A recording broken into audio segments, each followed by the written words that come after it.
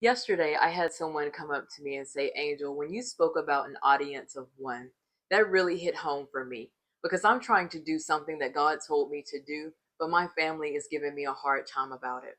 And then this morning, when I woke up, I had a message from someone else that said this: how do you manage your emotions and the weight of other people's disappointment with the decisions that you make? And since I got both of those in the span of 24 hours, it really made me want to leave this video. You hear me say it all the time. I have an audience of one, only one person that I get my affirmation from, and only one person that I aim to please.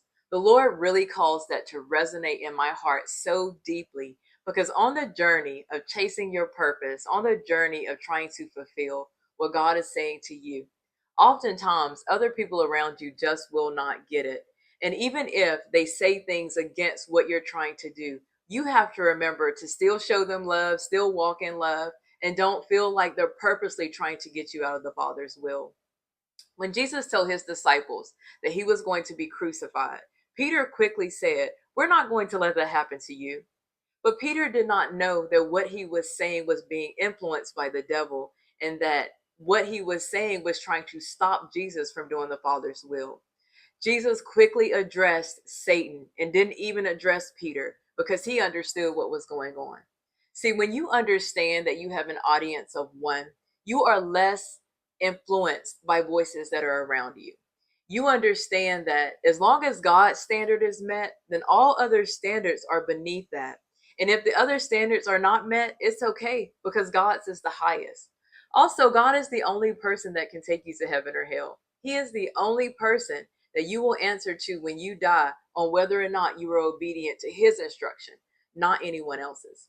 And when the enemy knows that he alone cannot stop you from doing the Father's will, he will try to influence the closest voice to you, the one that he knows could influence you the most. He will try to influence them to say something to you to get you out of the Father's will. This is why I say it all the time: an audience of one. You know how much easier it is to please one person rather than 10 or 5 others that are in your life? And then to know that when you meet that one, you've done everything you were supposed to do. That takes off so much pressure. It takes off false obligations and false burdens. And yeah, sometimes emotionally it doesn't feel good, but we're not supposed to walk by our emotions. We walk by faith.